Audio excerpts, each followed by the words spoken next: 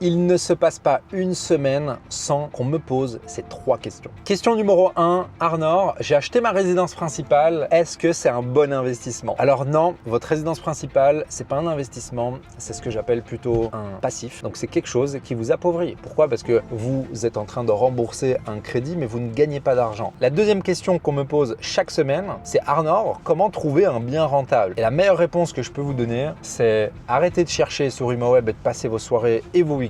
Pensez plutôt à développer votre réseau d'une manière à ce que les biens vous arrivent avant leur commercialisation. Et la troisième question qu'on me pose énormément chaque semaine, c'est Arnor, comment est-ce que tu t'assures que tu vas pouvoir louer ton bien et trouver des locataires? Et c'est vrai que moi, la première fois que j'ai fait une acquisition immobilière, j'étais dans le stress total par rapport à ça. Il faut savoir que à partir du moment où on vient matcher un type de locataire avec une typologie de bien et un mode d'exploitation spécifique, à partir du moment où on a tout pensé à la racine, déjà on enlève 80% de possibilités de chômage locatif. Ensuite, quand on est bon gestionnaire immobilier, ça vient pallier aux derniers 20%.